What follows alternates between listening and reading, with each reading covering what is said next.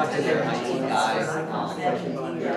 RJ or something like that, too, and I'm like, is this for school or at city council meetings? Like, absolutely.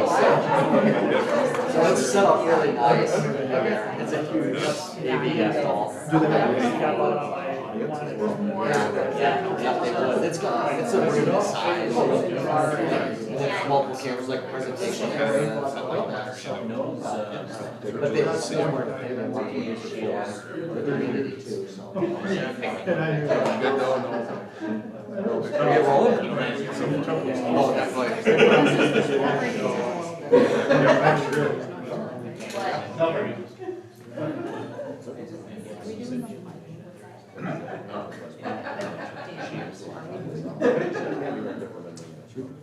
Pledge allegiance.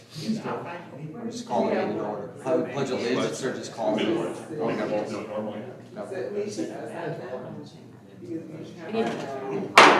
Stand for the Pledge of Allegiance.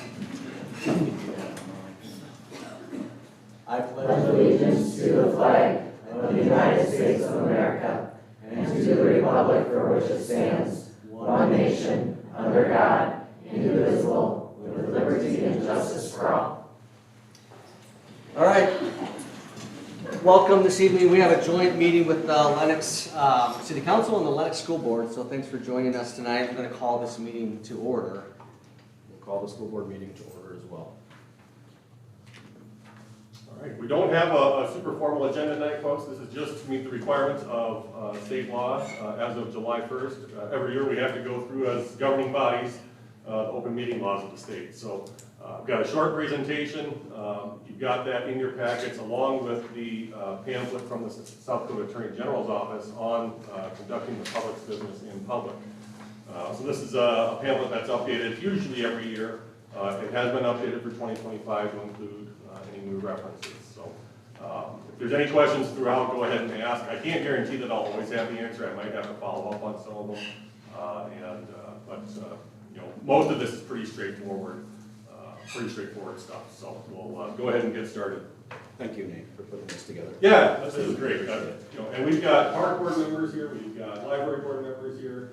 Planning and zoning. I mean, we've got pretty much everybody that's got an official role in our two governments here tonight. And I think making sure that we've got all our bases covered at the same time and all hear the same information really helps us out. So, Thank you. you're not going to get away without having a history lesson first, unfortunately. So, ancient Greece, birthplace of democracy, right? Democracy actually comes from the Greek language. Demos for people and kratos for rule. And that includes, democracy in Greece included like mandatory participation in civic government for all adults, all adult males, I should say. So they weren't only expected to hear policy discussions and debate, but they actually participated directly in their democracy and made the decisions. Ancient Rome kind of followed in those footsteps. The Roman Republic more resembled what we have today in the U.S. as a democratic republic. So there's a Senate and more common bodies that debated and heard the needs of the population. But public participation in the process was so important that the Romans actually built the Roman Forum for that. That was the original purpose of the Forum. Gladiators came in later, and I suppose that was fun too. But this was so important that they built this entire structure for it. That public participation remained throughout the process to what we have today in the American Republic. Our founders were working to separate from the crown. A government that really had no obligation to the will of the people. The meetings of the Continental Congress, though, were known. These were open meetings to the public, and the public was allowed to observe them. It was so important to the founders that Thomas Jefferson mentioned this in the Declaration of Independence. There are two things that he mentioned that had to do with public participation. Number one, that governments derive their powers from the consent of the governed. We know that. They are those who elect us, right? On the other side, he included that one of the grievances against the British government is that they had called together legislative bodies at places unusual, uncomfortable, and distant from the depository of public records. They specifically called out that the British government was distant from the people. And that's where we get today's laws from. It's not just something that the South Dakota legislature put into law at some point. This is thousands of years of development of democracy, and we find that now in our laws. The other reason this is important is because it's actually a crime to violate this law. So South Dakota Code 1-25, violation of that as a Class 2 misdemeanor, punishable by 30 days imprisonment or $500 fine or both. I can't think of any time where that's actually been prosecuted in recent history. I went through recent decisions through the Attorney General's office. I didn't see anything. But it doesn't mean it can't happen. My guess is it probably would happen if there were repeated violations from the same governmental body. That a violation was found, a decision was rendered, and you continued to violate that. My guess is that's when they would probably be looking at prosecution. But it is important that we know that this is, I mean, this could actually land you in not just hot water, but jail water. I mean, it's a bad deal. So first, what is a public meeting and what's not? Public meeting is any official meeting at which a political subdivision intends to conduct business and at which a quorum is present. That includes electronic communication. So if there's 7 board members, school board members, right? So if 4 council members are together or 4 school board members are together to have a cookout and no public business comes up, no problem. If those same 4 members start talking about the agenda for Monday night, then it becomes a problem. That would be a violation of state code. What is not a public meeting, there's 3 separate definitions here. Number 1, attending another entity's meeting when that meeting is properly noticed. So if the city council would decide that they're going to go to the Lincoln County Commission meeting next week as a whole and voice their opinion on something, that would not be a public meeting at which we have to announce that there's a quorum, because the Lincoln County Commission has presumably already published notice. Number 2, attending a press conference or providing information, that would not necessarily constitute a public meeting. That being said, best practice is if you're going to have 4 people together for any extended amount of time, publish a notice of quorum. Just publish it. There's no harm in letting people know that there's going to be 4 people together. We do it for our holiday parties. If we do a summer cookout, we'll publish it then, just in case we have 4 members of the public body together. It's just best practice, and it keeps you safe. Teleconferences, emails, and text messages. This is relatively new. I mean, it became more common obviously during COVID in 2020, but we're still dealing with that. We still have public participation via teleconference, and we have council and board member participation by teleconference. So when you do have a teleconference or someone participating by teleconference, you have to provide a way for the public to listen in on that as well. I think the school board does that with a conference call line, if I remember right. When we do it by our live stream YouTube. We just live stream it for everybody. We just moved up to the. Yes, you did, that's right, thank you. Thank you, Scott. So group discussions, and this is a really important point. Any group discussion by email, phone, other messaging system does constitute a public meeting if you have a quorum on that message. There are slight exceptions to that. If you're trying to schedule something, like let's say you need to schedule an emergency meeting or something, it's fine for all of you to converse on the same message or email to talk about what date works best.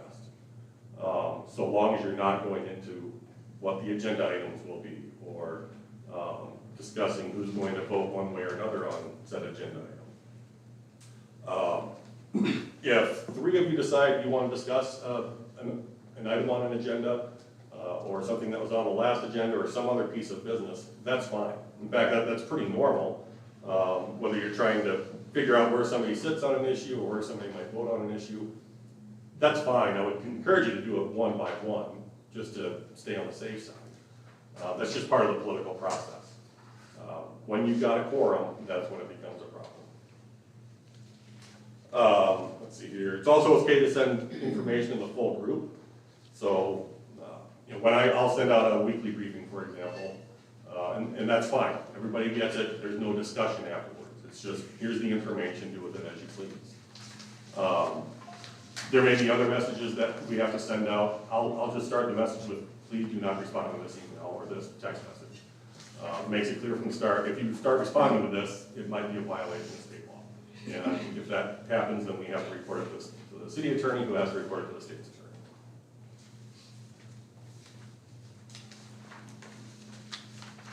Required public notice, so we have to post a physical copy of the agenda in a location visible to the public with at least 24 hours notice. There are some exceptions for if it's an emergency. You do your best, obviously, to do this. When you have a website, you have to post on the agenda on the website with at least 24 hours notice. And special meetings require special notice to the official newspaper of the political subdivision. I think we both use Lennox Independent, so before tonight's meeting, I did let them know we'll have a special meeting tonight, joint meeting, so on and so forth. We post our agendas on an online management system, which is changing in 2 weeks, but whether it's the website, some other external management system, that's all fine, as long as it's posted somewhere on the website. Public comment has changed in the last few years. This is now required at almost all public meetings. If it's just a public meeting for executive session, you gavel in, you recess to executive session, you do not need to have public comment then. I would still encourage it just because you just don't know. If somebody's got something to say. You still can place reasonable restrictions on the time to speak. We do 2 minutes here. And best practice is just to include it at every public meeting. There's really not much for a reason not to. We have other guidelines up here that we have for people. Make sure you stay in order. Your comments are in regular decorum for such a meeting, and so on and so forth. Executive session. This is probably the trickiest spot, just because there's a lot of minutia here. And I think you need to, you really need to pay attention to the specific chapter to know for sure what we're talking about here. And this is, I think, where most mistakes are made by governing bodies in terms of, we go into executive session, we're talking about something, and we get caught on a tangent or something else, some side issue. And it happens. I think the quicker you can stray back to the issue that was on the agenda, the safer you are. There are only a few reasons you can go into executive session. Some are specific to schools, like the second one. So the first one is for discussing qualifications, competence, performance, character, or fitness of any public officer or employee, and that does not include independent contractors. So if we want to go into executive session at the city council to discuss Stockwell and their performance and character, we can't do that. It would be a violation of state code.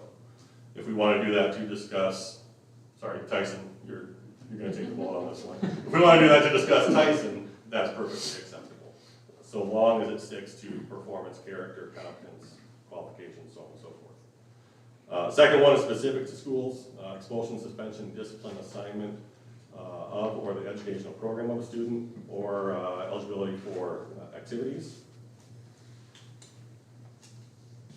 Consulting with legal counsel, reviewing communications from legal counsel about proposed or pending litigation or contractual matters. This is probably the trickiest one. It says communication from legal counsel. So you can't just go into city council meeting, go into executive session and start talking about something that you think might be a legal matter. That's not necessarily what we're talking about here. It's talking about legal communication from your counsel. So if you're going to go into executive session to discuss a legal matter, just make sure you're getting communication from legal counsel beforehand so that you can review that communication and understand what you're actually talking about. Don't just stray into some legal topic without having that communications review. Preparing for contract negotiations or negotiating with employees or employee representatives. And last, discussing marketing or pricing strategies by a board or commission of a business owned by the state or a subdivision. So for us, that would be like the utilities. We could, we don't, but we could go into executive session to discuss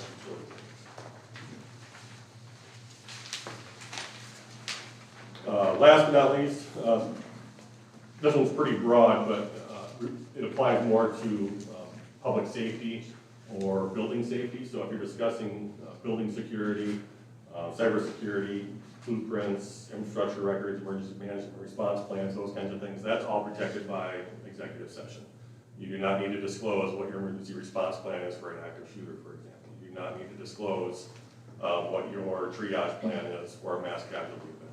That's all stuff that is and should stay confidential, and there's a lot of important reasons for Last slide, I think, on executive session. You can't take votes in executive session. All action must be taken in open session. You can only discuss what was cited as the purpose. It's easy to stray off, but if you did an agenda that item, don't go into it. Put it on another agenda. And then last but not least, executive session is not for the discussion of topics that are simply uncomfortable or unpopular. That is usually what we see in local government. We don't want, this is kind of embarrassing, and so we don't want to talk about it in public. So we're going to go to executive session and talk about it there. That is not appropriate. I don't think that happens everywhere, but we do know that it happens some places, and it's definitely not what the purpose is for.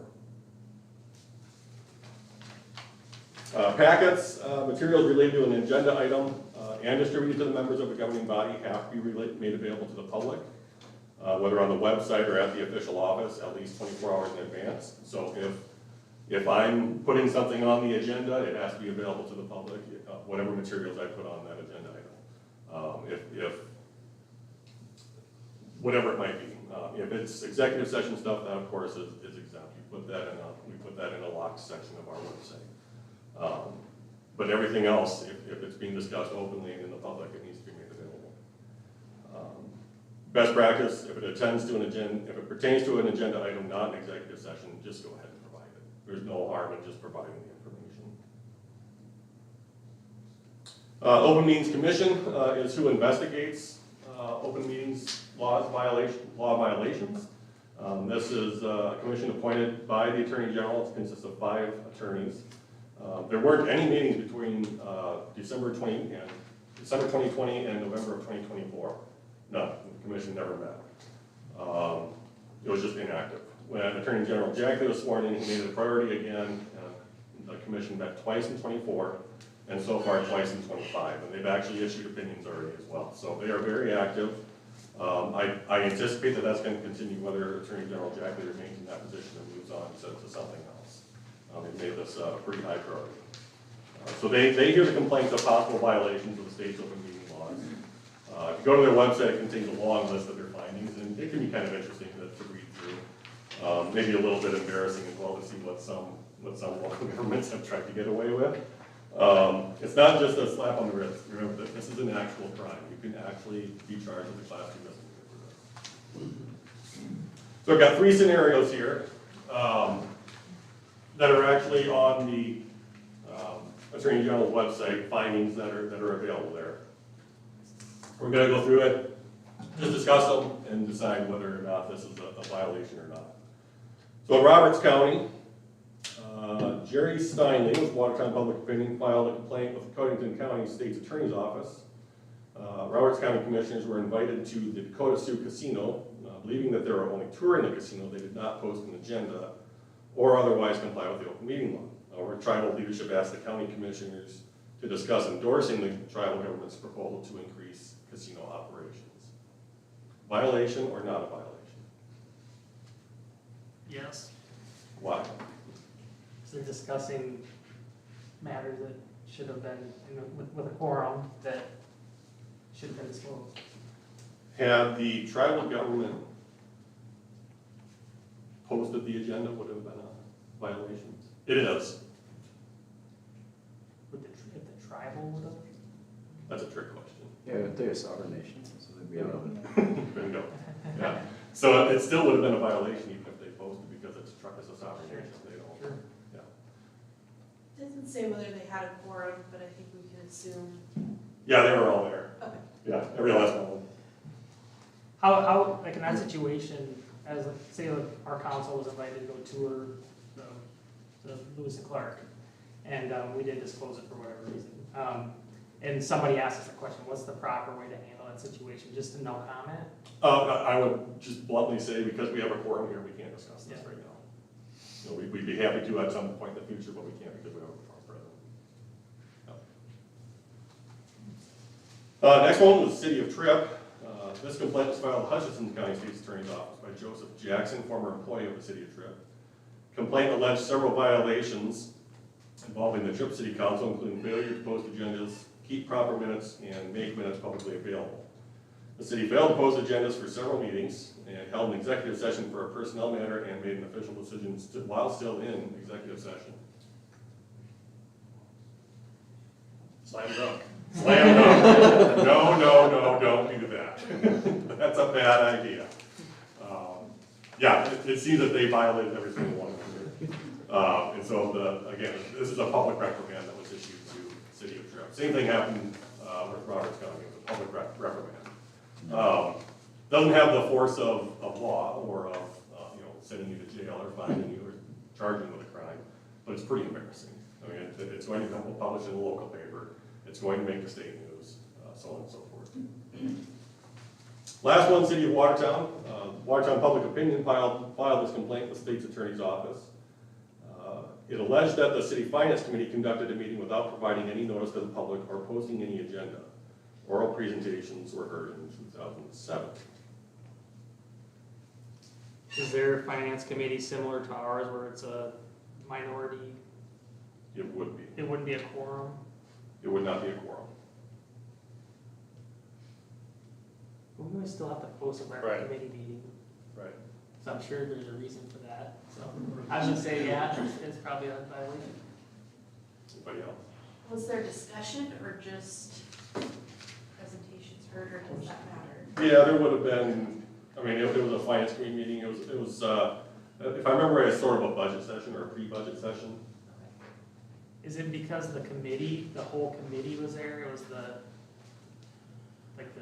An official committee. an official committee meeting? This one is actually not a violation. Because they're not elected, right? Well, they are, it was a committee of the city Oh, council, committee of the the finance council. committee of the city council. Task forces or committees that don't fulfill a quorum are going to be fact finders or information gatherers, that's how they treat it. So it's technically not a violation. We always publish because it's just best practice. You know, what reason do we have to keep a budget discussion, from the public, right? I don't think we've ever published our committee meetings, but there's always 3 or less. So it's not a Right, quorum, so right, so it's not a violation. It's not a bad practice to do it. Yeah, it doesn't hurt to just make the public aware, right? It's not that we have people that show up to it. I'm sure some watch, But but, you could, but then it'd be confusing, because then they're expecting public comment and, correct. so Yep. that just gets you kind of into a circle of. It could. We'll have to look at our agendas and see if we have public comment on our committee meetings.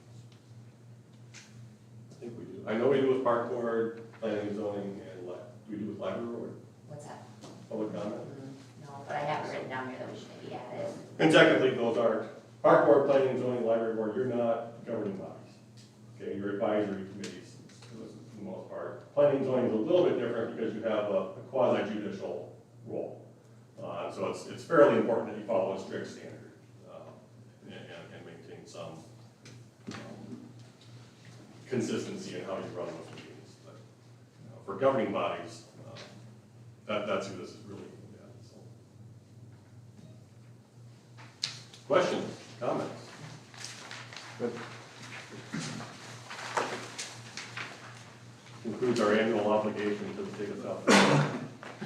The one I have, so that violation, 1-25, that's per person, right? Yeah, That's a- they that's do a it, I mean, misdemeanor to the person. again, I didn't see any individual cases where they were charged with a crime. Okay. My guess is it would be every individual that was there, would be charged. Is there any, just like, not just for the South Dakota, is there any like national examples where that's ever been prosecuted? Yes, but there are states that are far more stringent on how these go and lay out more prescriptively in state law how it's treated. Like, there may not necessarily be just a hearing process in Texas or Florida or New York. It could go straight to a prosecuting attorney. So every state is different in terms of how they treat it, but every state, basically has a basic version of these laws. So I don't see anything that's different from last year to this year. Was there anything that was changed? The only thing that would have been changed from last year is the fact that we have to hold this meeting. Yeah.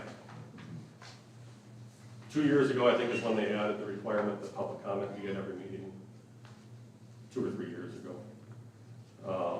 So I would expect more changes, quite frankly. I think we've got a fairly active legislature the last few years, putting it kindly. And I would expect more changes to these laws in the future, so.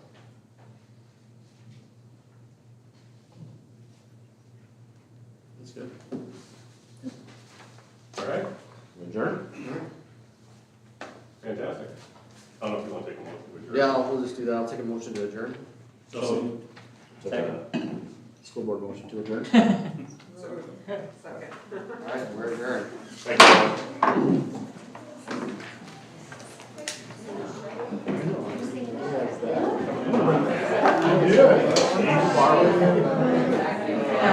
I'm glad we got this.